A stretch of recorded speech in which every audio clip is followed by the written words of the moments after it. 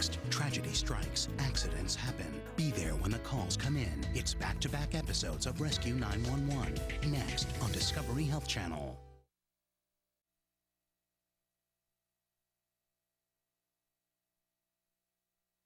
This is 911. Do you have an emergency? Today on Rescue 911, it was too close for comfort. We didn't think the whale had much chance at all. An Australian community joins forces by land, air, and sea to save a beached whale. We realised we were only going to get one chance. Watch as over 7,000 people pull together for the rescue.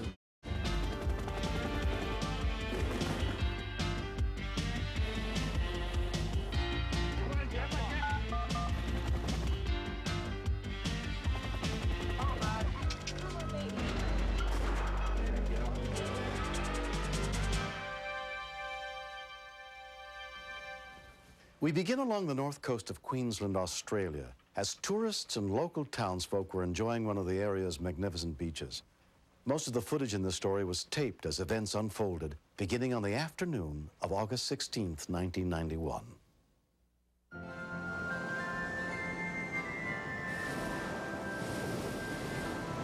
That afternoon, lifeguard supervisor Scott Bravey was patrolling Peregian Beach. I saw this whale cruising along 50 feet offshore, no more. A couple of small waves broke seaward of him and he just cracked his belly on the bottom and got washed into shore. Some people, bystanders, were going there trying to rock the whale, rock him off the sandbar. It didn't work at all.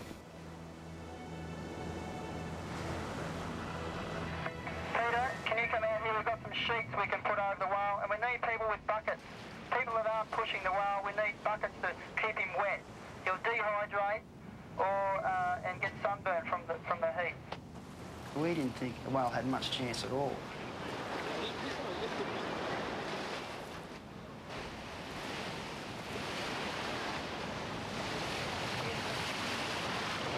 If I can suggest, folks, if everybody can get up around the head and hold the head into the water.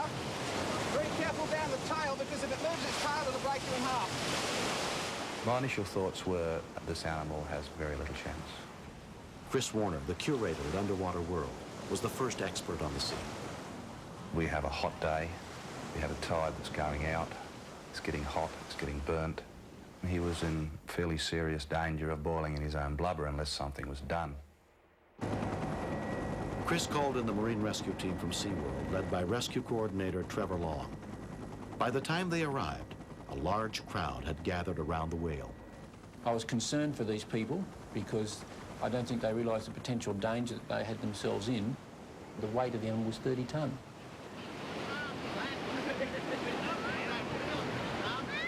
If the animal was to move its tail in a violent action, you've got 4 tonne of body mass that could break you or even kill you. Together, the experts assessed the whale's condition. These animals come up for usually only one reason, and they usually come up to die. But they determined that this whale was healthy and might survive if they could get it back into open water. We've done quite a lot of work with the humpbacks as far as research, but getting one off the beach is another kettle of fish. We decided that we'd have to tow the animal off the beach to free it from the beach, and the only way we were going to tow it was with a large vessel. Trevor put in a call then to SeaWorld to ask for our 60-foot rescue and research vessel to start making its way up to Peregian Beach. The animal was tending to be pushed side onto the waves. If this happened, a large wave could have rolled the animal and submerged the blowhole, and of course it would have drowned if that was the case. SeaWorld trainer Kerry Haynes-Lovell took over organizing volunteers who worked through the night to keep the whale facing into the waves. We limited the shifts to 30 minutes. People get very emotionally involved when they're trying to rescue animals, and particularly this one, because it was so rare an occurrence, and they forget how cold they're getting, even with wetsuits.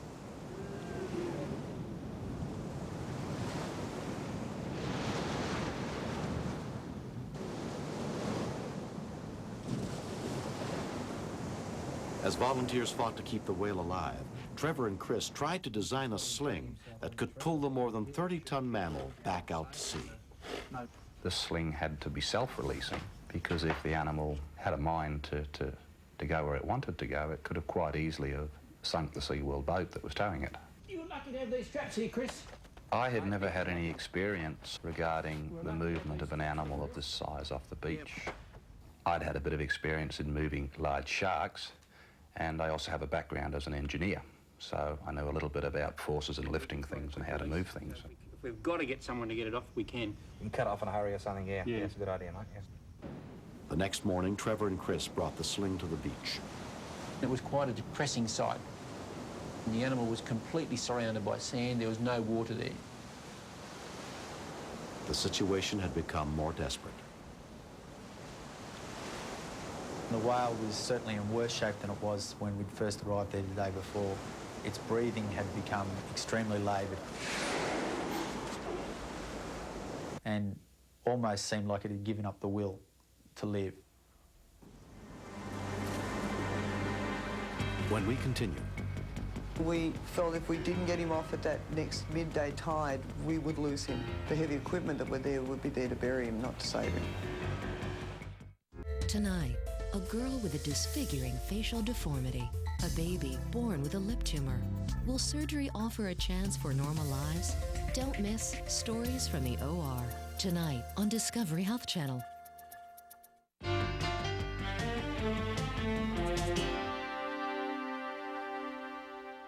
it had been more than 18 hours since the humpback whale had become stranded on the shores in Queensland, Australia. Rescuers and volunteers were doing all they could to free the 35-ton animal, but time was running out.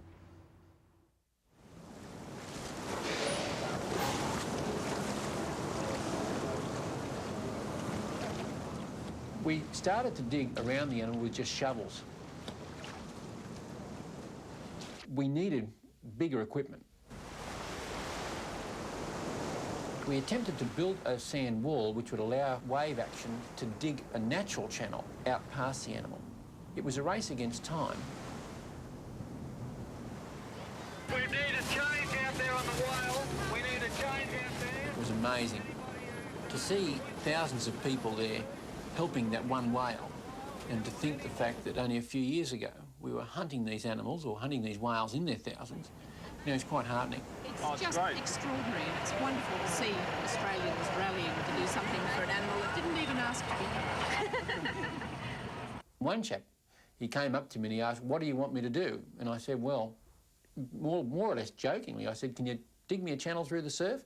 And he said, "I'll give it a good go." And next minute he was out there in the surf with his equipment trying to dig this channel through the surf.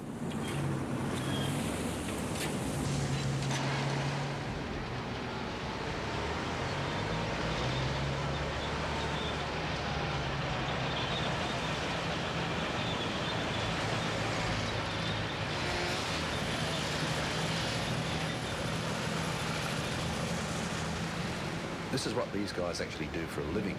This wasn't a hobby for them. These machines were their livelihood, so if they drown them, that was their livelihood gone.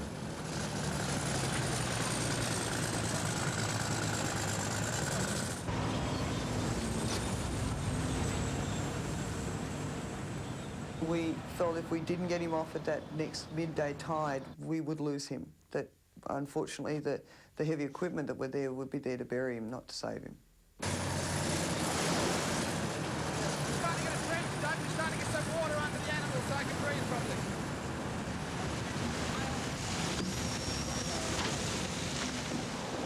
And as the tide rose and the animal felt more water around its body, it started to become a little bit more active. It could have fought, it could have done a tremendous amount of damage to the people around it, and it could have jeopardised the whole operation, but it remained calm. I do think the animal knew that we were trying to help it.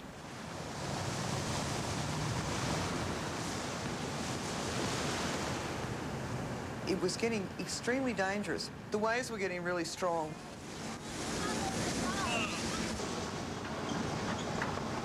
It was very dangerous for our boat as well. It was sitting out behind the breakers, and I can tell you I was glad I wasn't out there because it was rocking and rolling.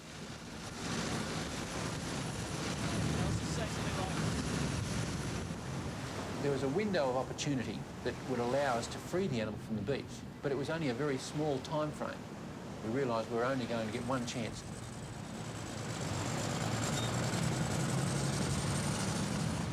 We had to go down and get these loops over the animal's petrol fins.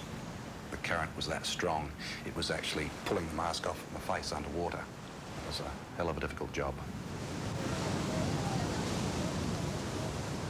Putting the loops over the petrol fins is probably like putting a tight pair of jeans on while you're standing in a crowded moving bus. We all joined hands just to stop the slings from being washed away because our feet were being washed away from underneath us.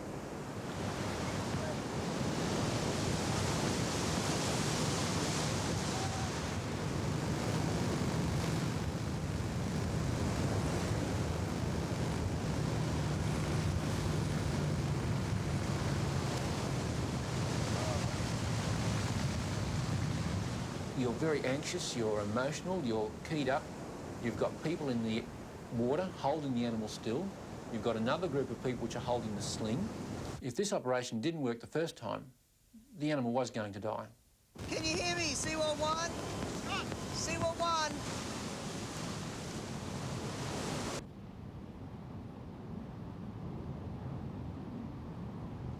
I remember being down under the water, waiting for the boat to take up the slack on the rope. It seemed like an eternity until the rope actually came tight.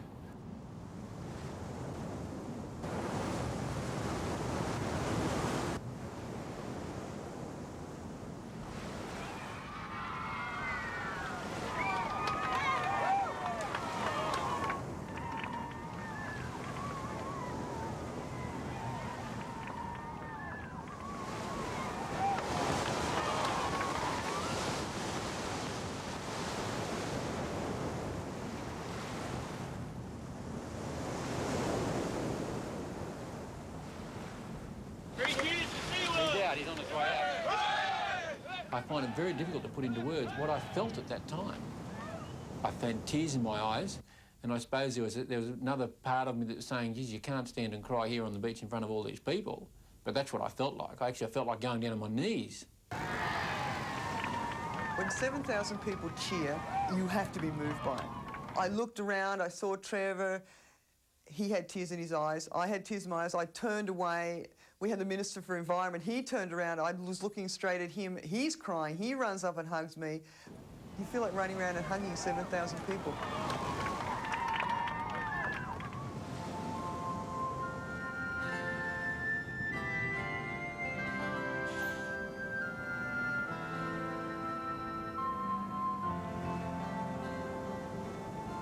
Once he got out there, he just took off. He swam past the boat. He just swam out of the sling and said, see you later, guys. Thanks very much. I'll see you next year.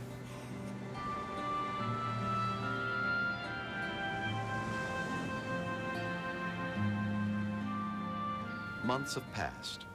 All the people who helped out that day are proud of what they worked together to accomplish. I don't believe that anywhere in the world there was an animal of this size and of this weight and this species which had ever been rescued before. It was a first. Look at that. Oh, that was good, Splash. That was good. It was extremely rewarding just to be a part of it. Come on, Splash. That's a girl, Splash. Good girl. Good. I don't want to see a whale stranded. I don't want to see any animal in distress. But to have that feeling again of succeeding with a whole group of people is just a wonderful, wonderful feeling. Everybody was a hero that day. It was a job well done. We'd all accomplished what we'd set out to do. We'd saved our humpback whale.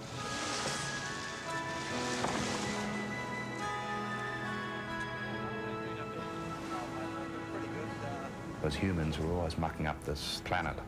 It was a small thing we could do to undo the damage that mankind in general has done. If this attitude can be developed, not just towards whales, but to all animals, we might just reverse a few of these trends towards the destruction of the planet.